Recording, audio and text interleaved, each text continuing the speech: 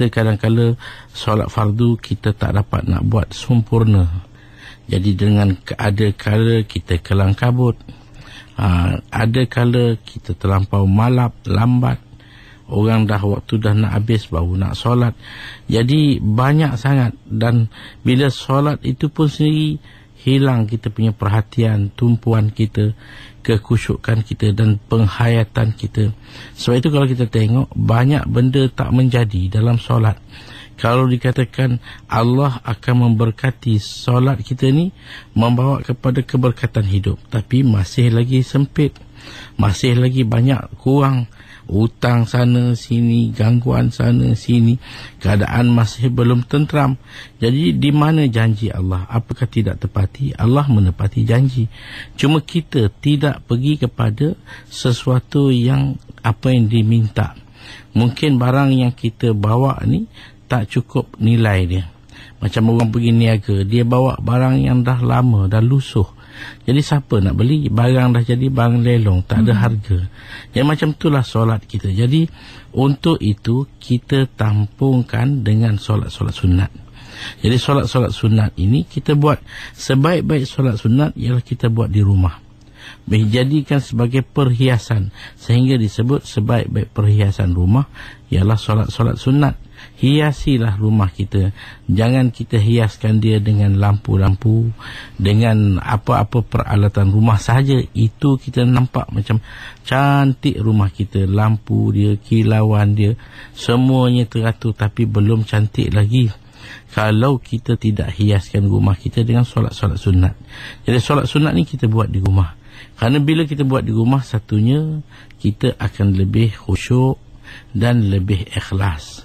Kerana tak ada siapa yang pun tahu. Kita bangun senyap-senyap pada lewat malam, maka kita buat solat sunat. Mungkin yang tahu isteri kita. Jadi sekadar mana kita nak tunjuk isteri. Isteri tahu perangai suami ni. Isteri tahu macam mana akhlak, tiba-tiba macam mana berhari ni. Bila bangun pagi, mungkin dia boleh terkejut. Tapi kalau benda tu berlaku berterusan, lama-lama akan membawa kepada keikhlasan. Jadi hiasilah rumah kita dengan solat-solat sunat. Mudah-mudahan menjadi betapa cantiknya rumah kita, menjadi satu yang dipandang oleh malaikat dengan kilauan yang macam mana kita nampak kilauan bintang di langit, begitulah malaikat nampak kilauan rumah kita dengan perhiasan-perhiasan solat-solat sunat di rumah kita. Dan juga kepada para pendengar yang mungkin ada persoalan, boleh terus ke talian kami 0362051500 dan juga ke Facebook kami iaitu ikim.fm. Jadi mungkin kita nak baca soalan dari Facebook ya Ustaz ya. Dari Suhaiza Saad. Boleh tak Ustaz berikan solat-solat sunat 1/3 malam mengikut keutamaan?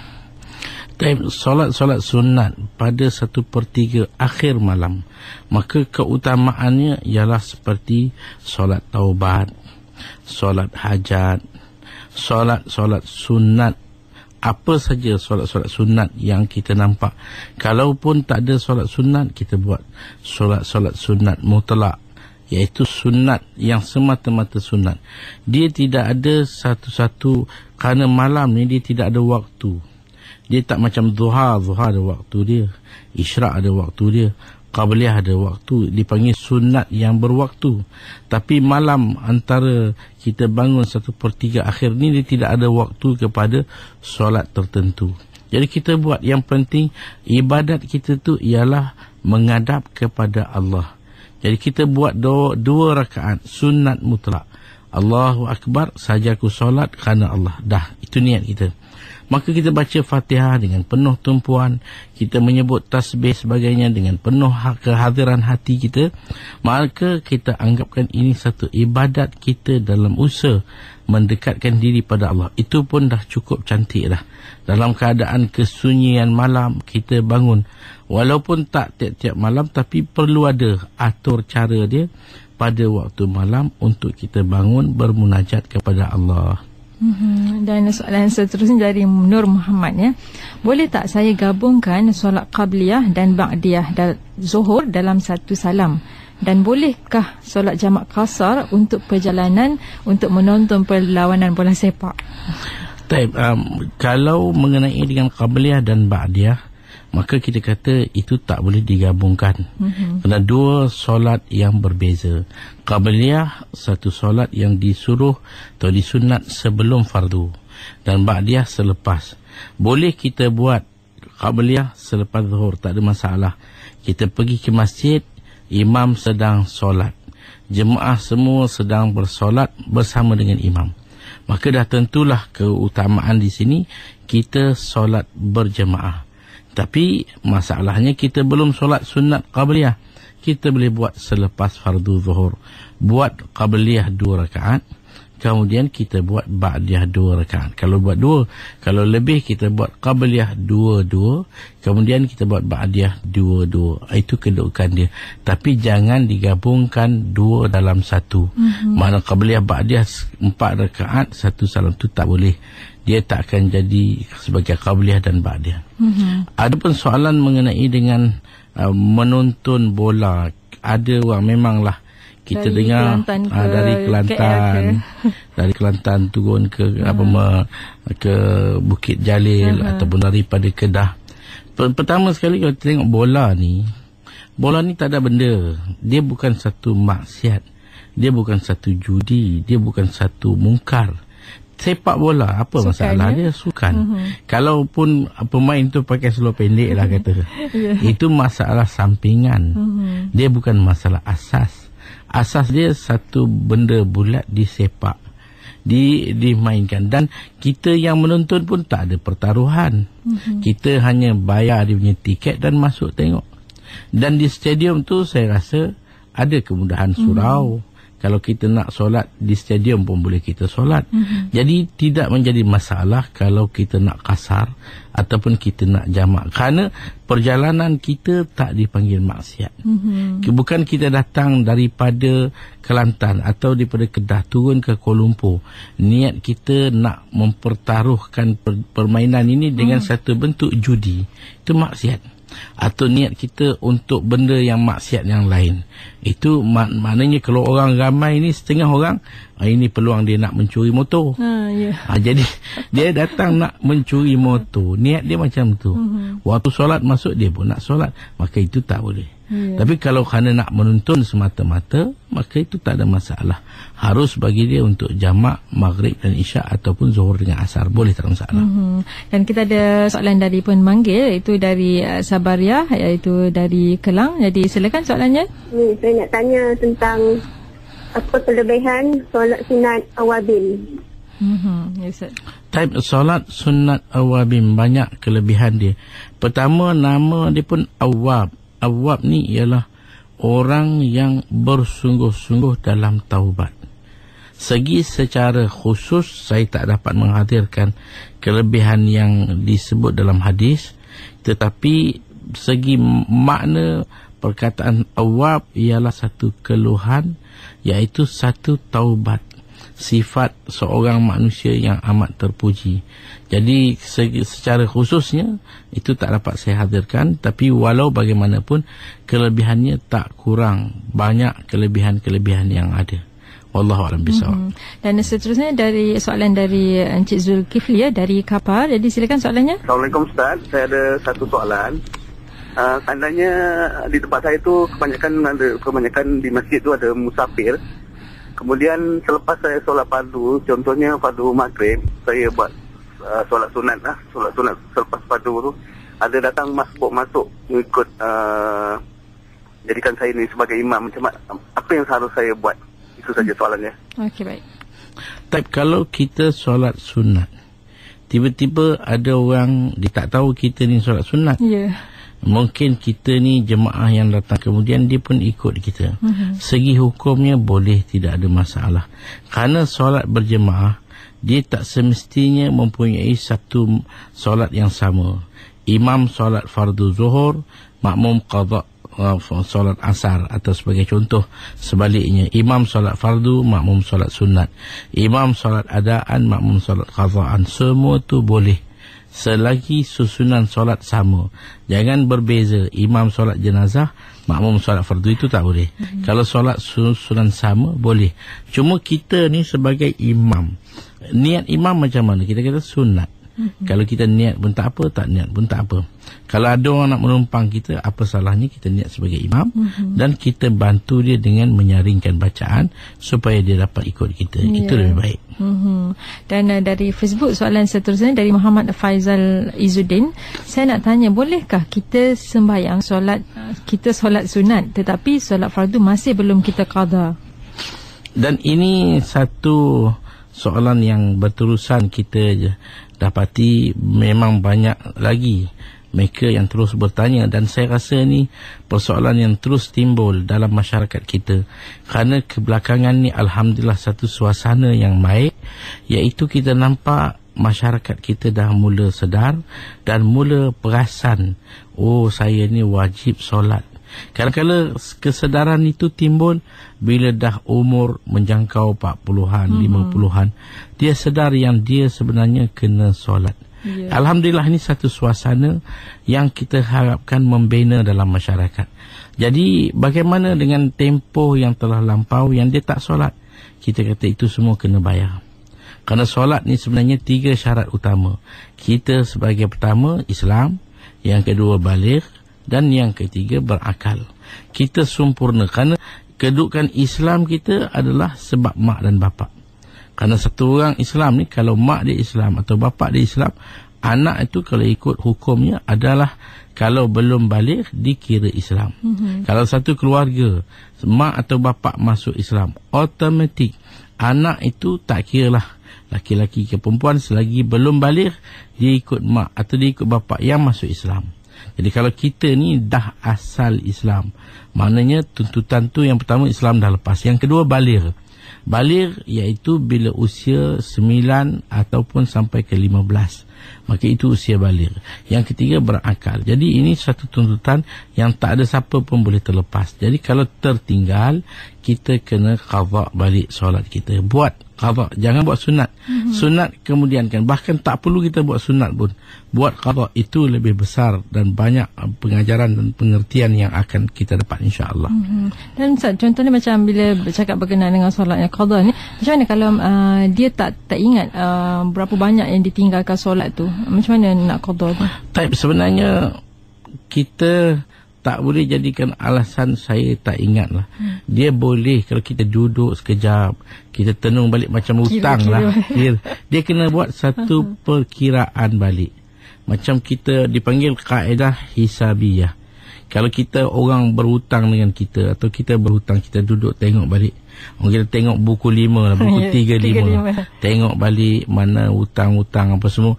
Macam tu juga kita kena imbas balik. Saya rasa kita umur bukanlah macam orang dulu, umur sampai 500 tahun. Manalah nak ingat.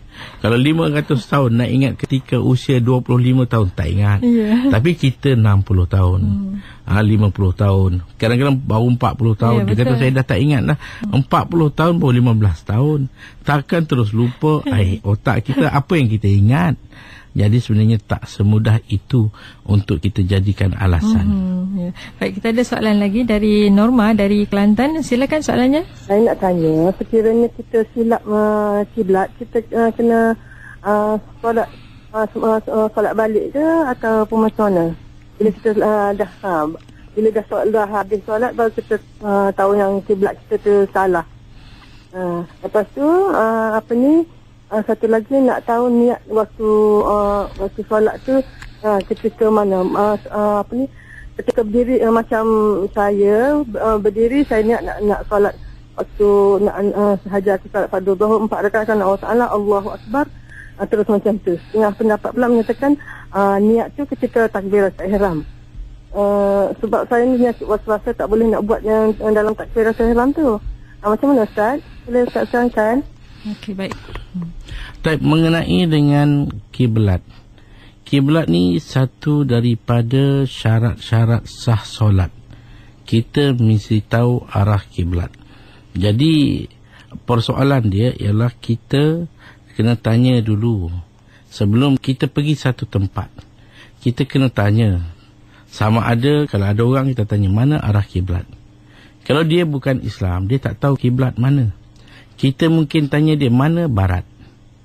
Dia kata sini arah barat. Ambil arah barat dan beratkan ke kanan sedikit. itu dah jadi kiblat dah. Kalau kita pergi hotel lah, hotel dalam Malaysia saya rasa tak ada masalah. Buka pintu, tengok atas dia punya ceiling dia akan adalah arah kiblat. Tapi itu kita alhamdulillah tak ada masalah. Tapi kalau kita tempat yang tak ada orang Islam, maka kita tanya dia arah. Kalau kita di kawasan Malaysia, kawasan ASEAN ni lah, Malaysia, kita pergi Kamboja ke pergi Vietnam ke, tanya dia mana barat, dia akan tunjuk barat, dah cukup, itu arah kiblat. Itu satu. Kemudian ataupun kita duduk di tempat-tempat yang tinggi, kita nampakkan ke arah bangunan-bangunan masjid, mihrab dia ke mana, surau dia ke mana. Ataupun kalau kita dalam hutan, kita gunalah alat-alat kompas ke, ataupun alat yang mana kita kena bertanya. Saya dengar kalau kawan-kawan yang askar ni, dia orang tengok pokok, dia orang tahu dah mana dia arah kiblat.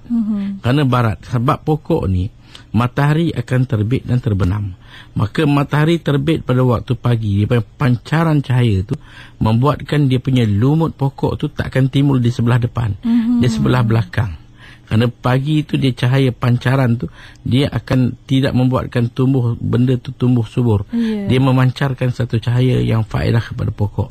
Di belakang tu agak redup, maka dia akan tumbuh di belakang.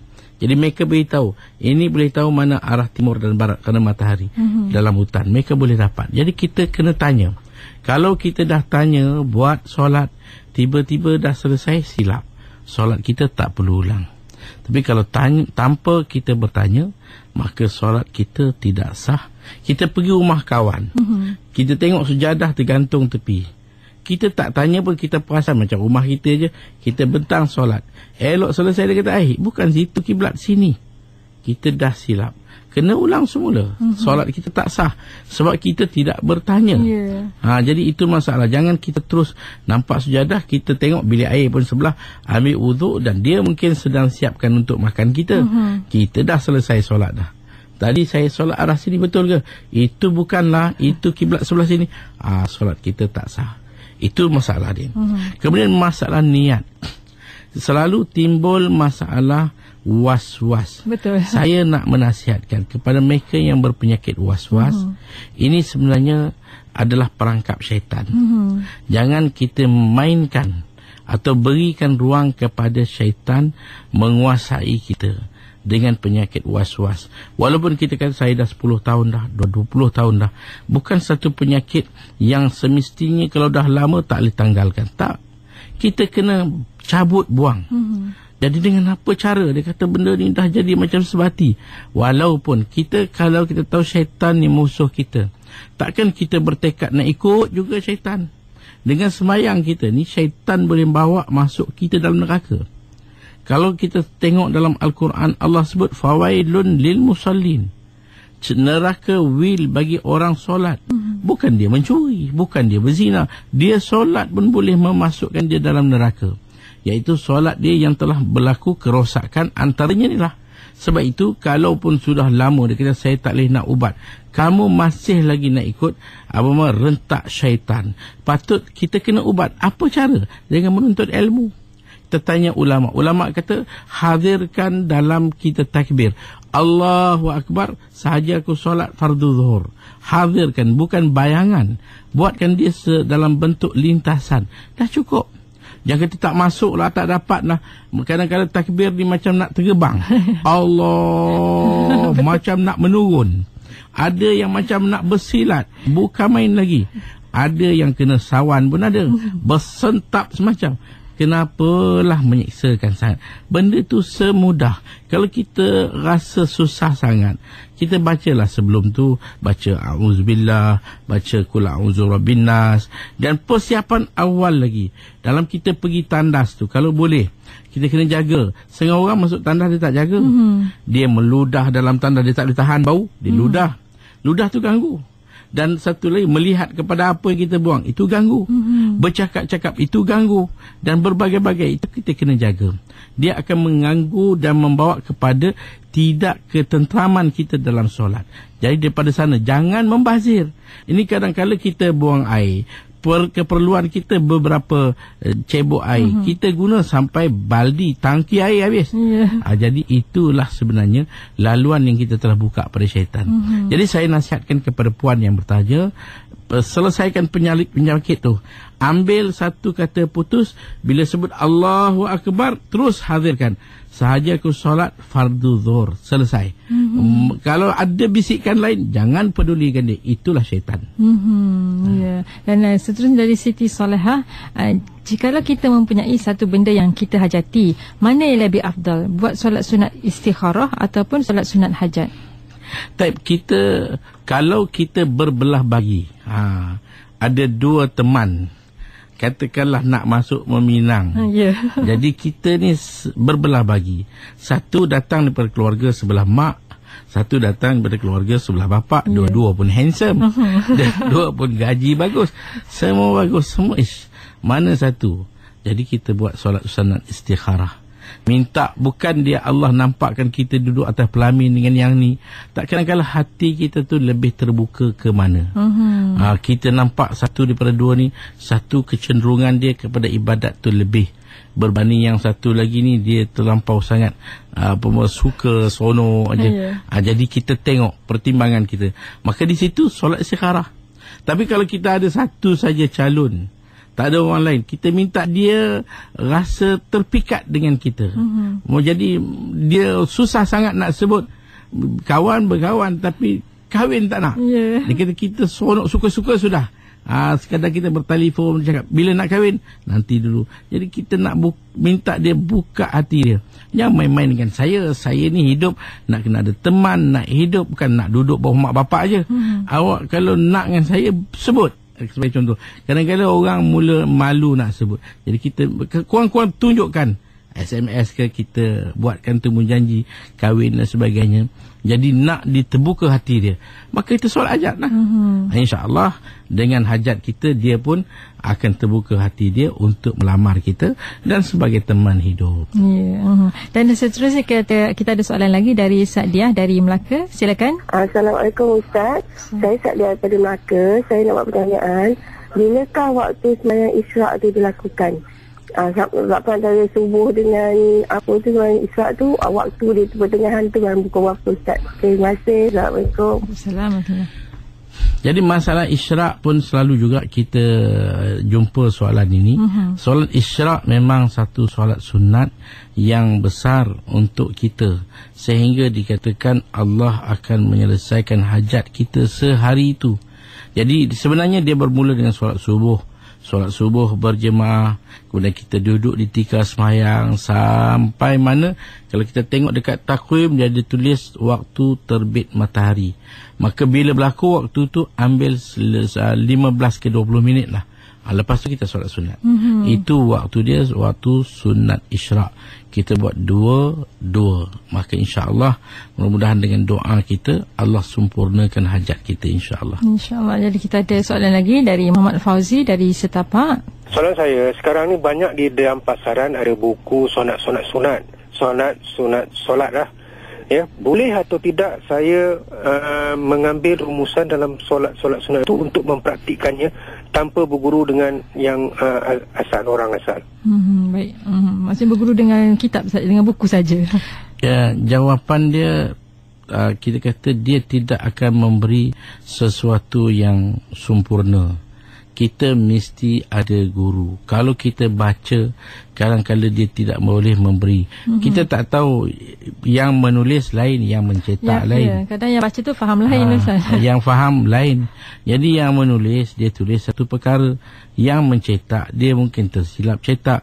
Dan yang kita pula nak baca, mungkin nanti tersilap faham. Jadi ilmu agama ini benda yang berbentuk amal. Ini perkara yang menjadi bekal. Kita mesti berwaspada sentiasa. Kita tak nak nanti penat kita buat, tak ada untung dia. Kerana kita silap. Jadi sebab itu, ambillah pada sumber yang betul. Ilmu-ilmu ni jangan kita kutip sebarangan. Sehingga orang satu-satu pegangan, dia ambil mana? Dalam surat khabar. Ataupun dalam majalah-majalah. Dalam internet. Dalam internet. Dia tak nak berguru, dia berguru dengan internet. Jadi benda amal, benda menjadikan bekalan yang kita nak bawa. Bayangkan kalau benda tu tak laku, apa jadinya kita? Tentu satu kerugian. Jadi hari ni alhamdulillah, kalau kita kata tak ada sumber yang saya nak boleh belajar, tak ada, tak. Banyak ustaz-ustaz, banyak ustazah-ustazah, banyak laki-laki pergi tanya ustaz. Kita boleh tanya, kita boleh telefon, kita boleh jumpa, datang tanya. Kerana sebab kita jangan buat mudah. Ini bekalan kita. Kalau benda-benda yang kita kata berbentuk cerita-cerita, kisah-kisah, itu tak apa, belilah buku baca. Tapi kalau benda yang berbentuk pegangan, amalan, biar kita dapat daripada sumber yang betul, daripada lidah ulama-ulama. Kerana ini sistem talaqi. Baginda Rasulullah, kalau kita tengok, dia dapat perintah solat malam Isra' Mi'raj. Tapi bila turun subuh, baginda tak buat. Kerana belum ada talaqi. Datang Zuhur, Jibril jadi imam. Secara langsung baginda nampak Jibril solat, mengimami solat, baginda ikut. Itu talaqi. Itu cara pengambilan amalan kita, insyaAllah. Dan soalan seterusnya dari Facebook, dari Cik Mat, Cik Hasan, ya. Mana yang lebih baik beragi seorang suami? Antaranya yang pertama, solat sunat waktu di rumah, iaitu selepas azan, dan bergerak solat berjemaah waktu berjemaah fardu di masjid yang dekat dengan rumah. Yang kedua, solat berjemaah bersama ahli keluarga di rumah. Ataupun yang ketiga, solat berjemaah di surau ataupun masjid dan meninggalkan keluarga, isteri dan anak-anak, solat sendirian di rumah. Kalau kita duduk berdekatan dengan masjid, yang mana kalau selepas azan, kita tak akan ketinggalan. Sekiranya kita buat sunat qabliyah di rumah, lepas tu kita pun pergi ke masjid. Kita akan sempat sampai dan iqamat. Mana dapat solat berjemaah dengan sempurna. Maka buat solat sunat di rumah. Buat solat sunat di rumah dan kita pergi masjid, solat berjemaah di masjid. Adapun anak-anak kita di rumah dengan isteri kita, biarkan mereka buat satu jemaah mereka. Si bapa solat di masjid, si isteri bimbing anak-anak di rumah. Jangan nanti bapa pun masjid tak pergi. Kalau si bapa sembahyang di rumah, buat apa kita buat masjid? Tengah-tengah kawasan penempatan satu-satu taman ada masjid, tapi semua orang tak hadir. Apa hal? Semua orang nak didik anak isteri di rumah. Itu bukan cara dia. Isteri sembahyang di rumah. Kalau anak yang dah balik, kita galakkan datang ke masjid. Maka anak perempuan solat dengan ibu. Jangan ibu buat dulu dan anak buat besok bersendirian. Buat berjemaah. Mungkin di sana ibu ada, nenek ada, kakak ada. Buat berjemaah perempuan, tak ada masalah. Itu yang terpaling baik sekali. Dan soalan seterusnya dari Maznah, ya, dari Melaka. Silakan soalannya. Nak tahu kelebihan semayang sunat Isra' dan waktunya. Lagi satu kelebihan semayang sunat Awabin. Okey, baik. Dua-dua ni kita dah jawab. Mungkin agak puan tadi terlewat. Terlambat, ya. Jadi walau macam mana pun kita kata Isra' ada kelebihan. Antaranya Allah akan menyelesaikan masalah kita dalam satu masa yang panjang daripada pagi sampai petang. Maka kita buat solat sunat. Kemudian solat sunat Awabin pun ada kelebihan. Solat orang yang mengeluh, orang yang cuba berusaha untuk mendekatkan diri pada Allah. Kelebihan dia banyak. Buatlah sebagai satu amal kita pada siang dan pada malam. Mudah-mudahan amal-amal ini, dia satu daripada keunikannya ialah dia akan membentuk syakhsiah manusia. Kalau kita ni kadang-kadang sikap kita tak berapa nak elok, tak berapa nak cantik, macam mana nak perbaiki? Kita tak boleh nak lakon-lakonkan benda ni. Jadi kita perbaiki dengan solat. Kita buat dengan solat yang mutunya baik dan memuaskan, insya-Allah terbentuklah akhlak kita yang baik. Dan solat Awabin tadi dia kata? Solat Awabin selepas maghrib. Itu kita buat. Kalau kita boleh buat 2, 6 rakaat kita buat. Ataupun 2, 4 rakaat kita buat. Sekurang-kurangnya pun 2 rakaat. Boleh kita buat. Dan kelebihan dia, saya secara terperincinya itu saya tak dapat hadirkan. Kerana dia memang ada kitab khas. Tapi secara umum kita kata solat orang yang mengeluh, orang yang bertaubat, orang yang sedang nak mendekatkan diri pada Allah. Apapun Nabi sebut bahawa solat, as-salatu khairul mawzu'. Solat ini adalah suatu kedudukan yang paling baik bagi seseorang dalam meletakkan dirinya. Kalau kita kata, aku nak buat apa ni ya? Nak buat apa sekarang ni? Nak tengok internet ke? Nak baca surat khabar ke? Nak tidur ke? Nak buat apa ni? Makan dah kenyang, semua dah selesai dah.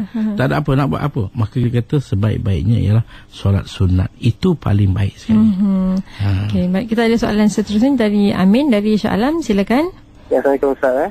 Nak tanya ada perbezaan musafir sebelum subuh dan selepas subuh, berbeza dia? Keduanya solat sunat tasbih. Adakah setiap rukuk dan sujud ke apa benda, setiap itu perbuatan tu akan diiringi oleh dengan tasbih 15 ke 10 kali tasbih. Okey, baik. Baik. Pertama sekali mengenai dengan sunat solat safar ni dalam perjalanan. Kalau perjalanan sebelum atau selepas fajar, dia hanya berbeza pada hari Jumaat saja. Kalau kita nak pergi ke satu tempat, maka safar kita hendaklah sebelum terbit fajar pada hari Jumaat untuk menjadikan tuntutan Jumaat gugur. Maknanya nanti dalam perjalanan kita tak solat Jumaat. Walaupun kita punya perjalanan tak semestinya untuk perjalanan yang kita kata 2 marhalah. Kita nak pergi satu tempat yang mungkin tak sampai 10 kilo. Tapi kita ingat pergi itu lambatlah balik, petang asar nanti baru balik. Jadi kita nak pergi sekarang. Maka di situ kita kata kalau kita pergi sebelum terbit fajar, kita dah keluar, maka insya-Allah bila waktu Jumaat kalau kita tak solat pun tak ada masalah. Kita boleh buat solat zuhur. Masuk saja Jumaat, orang solat Jumaat, kita solat zuhur. Boleh. Syaratnya kita dah keluar sebelum terbit fajar, iaitu sebelum subuh. Tapi kalau kita keluar selepas subuh, lepas saja masuk subuh, solat subuh kita keluar, maka ini menjadikan Jumaat suatu tuntutan yang tak boleh kita tinggal. Tak kira mana kita mesti, kalau kita tak solat Jumaat, suatu dosa dan dosa besar kita kerana meninggalkan solat Jumaat. Itu dia punya kedudukan dia. Dan yang kedua mengenai dengan solat tasbih. Solat tasbih ni solat yang kita akan banyak mengungkapkan tasbih. Selepas kita baca Fatihah, kita baca surah 15 kali kita tasbih subhanallah, alhamdulillah, la ilaha illallah, Allahu akbar. Kemudian kita rokok baca 10 kali. Kita i'tidal baca 10 kali. Kita turun sujud baca 10 kali. Duduk atau dua sujud baca 10 kali. Sujud yang kedua baca 10 kali. Sementara nak bangun kepada rakaat kedua baca lagi 10. Jumlah setiap rakaat kita akan dapat 75 kali. 75 kali untuk satu rakaat, 2 rakaat kita dapat 150. Jadi itu dia punya sunat tasbih. Jadi kita buat pada tadi dalam qiyam selepas baca Fatihah dan surah 15 kali. Dalam rokok selepas bertasbih 10 kali. Dalam i'tidal sami Allahu liman hamidah 10 kali. Dalam sujud lepas tasbih 10 kali. Dalam duduk antara 2 sujud 10 kali. Dalam sujud yang kedua selepas tasbih 10 kali. Dan 10 tambahan dalam kita duduk dipanggil jalsatul istirahat. Jalsatul istirahat ni duduk sementara nak bangun. Kalau biasa kita sekejap je duduk, tapi ini tak, kita duduk untuk baca 10 kali dan kita bangun. Kita akan dapat jumlah setiap rakaat 75 kali. Itulah dikatakan solat sunat tasbih. Ya, dan seterusnya dari Nur Kasih dari Facebook, saya ada baca di dalam buku solat sunat asar adalah sebelum solat asar. Jadi sebenarnya solat sunat asar sebelum ataupun selepas solat asar. Dan yang keduanya pukul 5 pagi boleh ke saya buat solat tahajud? Taib. Pertama, solat sunat asar. Macam mana kita sebut pada minggu lepas, bahawa solat sunat kalau ada selepas, maka yang sebelum tu dipanggil qabliyah, lepas tu dipanggil ba'diyah. Kalau tak ada selepas, yang sebelum tu dipanggil sunat semata-mata. Contohnya, kalau untuk zuhur, kita ada qabliyah zuhur, ba'diyah zuhur. Tapi kalau untuk asar, kita tak ada ba'diyah, kerana dia tidak ada saingan. Bila tak ada saingan, terus kita namakan sunat asar, sunat subuh, sunat qabliyah maghrib, sunat qabliyah isyak, sunat ba'diyah maghrib, sunat ba'diyah isyak. Bila ada saingan, sebut qabliyah dan ba'diyah. Kalau tak ada saingan, sunat asar, sunat subuh. Jadi waktu dia bila? Sunat asar masuknya dengan masuknya waktu. Habisnya bila? Habis waktu. Asar akan waktunya akan tamat dengan masuk maghrib. Jadi selagi belum masuk maghrib, masih ada waktunya. Kita pergi ke masjid, maka apa yang berlaku ialah kita tak berkesempatan untuk buat sunat asar sebelum solat kerana iqamat sudah pun berkumandang. Jemaah semua dah bersedia untuk solat. Kita Allahu Akbar ikut imam. Selesai salam kanan kiri kita bangun. Buatkan sunat asar. Selepas solat boleh dan masih dikira adaan kerana masuknya sunat asar dengan masuk waktu dan berakhirnya dia dengan berakhirnya waktu. Jadi boleh kita buat walaupun selepas fardu asar. Hukum dia boleh, tidak ada masalah. Okay, baik, kita ada soalan seterusnya dari Musli dari Port Dickson. Jadi silakan soalannya. Assalamualaikum Ustaz. Saya nak tanya, apakah bila kita taubat, kita kena solat taubat? Soalan yang kedua, waktu habis solat isyak tu bila, boleh tak semayang hujung-hujung waktu dan nak masuk subuh? Itu saja. Okey, baik. Solat taubat memang kita satu solat yang masyhur, kerana bila kita buat salah dan silap, mungkin kita dengan istighfar, kita dengan bersedekah, dan lebih besar lagi dengan kita solat sunat. Kita mengadu kepada Allah, minta maaf, minta segala-galanya, ya Allah, cuainya saya, degilnya saya, berbagai-bagai. Dan kita taubat. Taubat ni makna kita kembali kepada Allah. Kita kembali taubat, mengadu pada Allah. Maka dengan itu kita buatlah bila-bila masa. Dan masalah solat isyak. Solat isyak ni masuknya waktu bila berakhir maghrib. Dan habisnya isyak dengan masuknya subuh. Jadi kalau satu orang bangun dan dia buat solat isyak di waktu sebelum, macam tadi soalan tadi kata kalau sebelum subuh dia nak buat tahajud, kita kata boleh. Kerana tahajud ni waktu dia waktu isyak. Jadi selagi sebelum masuk subuh. Mana kalau subuh kita kata pukul 5.45 sebagai contoh, maka pukul 5 tu nak buat solat isyak boleh, nak buat solat sunat tahajud pun boleh, solat fardu isyak pun boleh. Cuma kita buat lewat macam tu, kita akan dapat harga dia tak mahal lah. Barang dah nak lelong. Kita pergi pasar malam, orang dah mula bungkus dah. Dia kata longgok tu ambil lah. Daripada asal RM10 sikat, mungkin dia kata RM1 mungkin free dia bagi. Tapi tengok balik dah rosak banyak dah. Tak boleh nak buat apa, buang habis semua. Adalah satu dua lain yang kita boleh buat masak.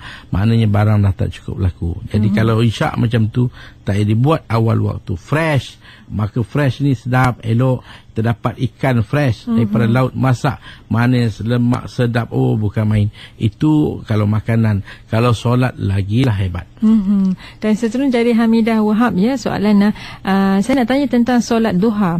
Bolehkah doa sesudah solat duha itu dilakukan seperti dari kumpulan nasyid? Kerana saya menghafal menggunakan kaedah tersebut. Dan yang keduanya, bacaan semasa sujud akhir boleh tak kalau tak dibaca? Apakah hukum kalau meninggalkannya? Dan waktu solat duha antara pukul berapa tu sebenarnya? Doa ni dia kalau kita berlagu, dia tak jadi macam kita punya kehadiran kita lah. Kita ni nakkan sesuatu yang lebih khusyuk. Selain daripada pengisian, dia kekhusyukan dia. Jadi khusyuk kalau berlagu ni jadi ketawa, sonok. Jadi macam kita nak minta, tak minta, tak bagi pun tak apa, tak bagi pun tak apa, ikutlah nak bagi pun. Jadi kita tak ada kekhusyukan. Kalau boleh kita dengan sebutan yang lebih hadir, lebih khusyuk, itu kerana ini hajat kita, ini keperluan kita. Jadi solat duha buat dengan, kerana dalam hadis Nabi kata apa tentang solat duha ni? Nabi sebut dalam satu hadis, Nabi kata man shalla duha raka'ataini lam yuktab binal ghafilin. Dalam satu hadis, man hafaza ala syuf'ati duha ghufirat lahu dhunubuhu wa in kanat misla zabaril bahr. Barang siapa yang jaga solat duha, dia sekurang-kurang 2 rakaat, sesempurnanya 8, sebanyaknya 12, maka Allah akan ampunkan dosa kita walaupun sebanyak buih di laut. Bahkan dalam hadis yang saya baca tadi, man shalla duha, siapa solat duha rakaatain, dia buat 2 rakaat saja, lam yuktab minal ghafilin, dia tidak dicatat, tak digolongkan dalam golongan orang-orang yang leka dan lalai. Jadi kita buat solat ini, insya-Allah kita nak kita hadir dengan Allah setiap masa. Maka kita buat apa sahaja kepatuhan dengan hati kita sedang khusyuk dan seronok daripada leka dan lalai. Dan soalan seterusnya dari Azrul dari Shah Alam, silakan. Boleh tak saya solat qada subuh, zuhur, asar atau sebagainya mana saya tertinggal malam selepas waktu isyak? Type solat qada ni dia tidak ada waktu. Bila-bila masa dalam kesempatan yang ada, kita sepatutnya kena bagi masa yang wajib saja untuk kerja. Katakanlah kita perlu kerja 8 jam. Jadi 8 jam saja. Lain tu semua qada. Jangan kita 8 jam campur dengan kedai kopi, campur dengan tepi jalan, campur dengan menuntun, habis ada qada tak cukup. Sepatutnya qada ni kena lebih. Buat yang wajib asasi, lain semua qada. Jadi kalau nak buat lepas malam lah katakan, kita nak qada yang lama-lama dulu, maka boleh, tak ada masalah. Cuma disunatkan kalau solat malam ni, maka kita baca nyaring. Semua waktu kita baca nyaring. Maka kita buat malam, tak ada masalah, boleh. Satu orang ada free masa malam, memang dia rasa cukup bertenaga, cukup sihat untuk dia buat bila bangun tahajud, maka dia buat malam. Bagus, satu amalan yang baik. Ya, dan satu lagi soalan dari Nomi ya. Ustaz, kalau untuk qiyamul lail memang wajib ke tidur dahulu, sebab ada sesetengah individu mengalami masalah tidur malam. Jadi macam mana tu Ustaz? Kita ada 2 ibadat malam. Satu dipanggil qiyamul lail, satu lagi dipanggil ibadat tahajud. Dua-dua amalan yang mulia, tapi lebih tahajud daripada qiyamul lail. Apa maksud tahajud? Tahajud ialah ibadat yang dibuat selepas tidur. Kita tidur, bangun, itu dipanggil tahajud. Adapun qiyamul lail, ibadat yang dibuat tanpa tidur, berterusan daripada malam sampailah seterusnya. Maka afdalnya kita tidur dulu. Kerana bila kita tidur, kita bangun, dia akan ada kecergasan. Kalau kita buat dalam keadaan tak tidur, penat, dia jadi ngantuk. Sebab itu kalau kita tengok memandu di jalan raya, kita disuruh dapat rehat. Dapat 10-15 minit dah boleh dah jalan. Kalau kita paksa diri, tak nak juga tidur, nak buat mandu juga, itu yang jadi aksiden. Macam tu juga dengan ibadat kita. Kalau kita paksa dengan keadaan kita tak rehat, penat, nanti takut apa kita baca pun tak tahu. Betul. Jadi dengan sebab itu rehatkan seketika, bangun buat. Bukan ini benda satu yang Allah paksa kita, tak. Ini satu sukarela kita, satu tatawuk kita, satu pendekatan kita dalam berusaha untuk menjadi hamba yang begitu hebat, iaitu dengan kita buat amal-amal yang sempurna. Dan sebenarnya kita pada sampai ke penghujung ya Ustaz. Sebenarnya banyak lagi soalan tapi masa tak mencukupi. Tapi mungkin Ustaz boleh berikan kesimpulan dengan apa yang kita bicarakan hari ini Ustaz. Kesimpulan apa yang saya nak terus ingatkan para pendengar Radio IKIM, kita perhiasilah hidup kita selain daripada solat fardu dengan solat-solat sunat. Ini penting. Macam kita tengok hidup kita lah, kalau kita makan, kita tak kena nasi kosong. Kita mesti ada sambal, ada kari, ada ulam. Kita rasa tertarik bila tengok juadah kita tu memikat, bahawa isinya sedap, seronok, kita khusyuk. Macam tu juga dengan solat. Kalau kita balik-balik dengan fardu saja, buat ngam-ngam saja, makna zuhur 4, maghrib 3, tak ada lebih sikit pun tak ada. Allahu Akbar. Jadi maknanya tak cukup lah. Cuba buat tambah sikit. Sebelum maghrib buat 2, selepas maghrib buat 2, sebelum isyak buat 2, selepas isyak buat 2. Adalah sikit. Orang dulu kalau kita tengok ibadat orang sebelum kita tak dapat nak bayang macam mana dia boleh buat satu malam sampai 300 rakaat, 400 rakaat, 1000 rakaat pun ada. 1000 rakaat satu malam. Kita tak tahu macam mana dia orang boleh buat. Sehingga orang kata itu laju sangat kot. Bukan masalah laju. Dia sama je. Kalau kita tengok orang menaip, orang menaip ni, kalau orang yang ada kemahiran, dia tak tengok orang, dia tekan dia jalannya, jadi dia terus jalan. Tapi kalau orang yang tak ada kemahiran, satu macam kita lah sekarang ni. Jadi sebab itu kita nak carikan kemahiran, banyakkan ibadat sunat, insya-Allah.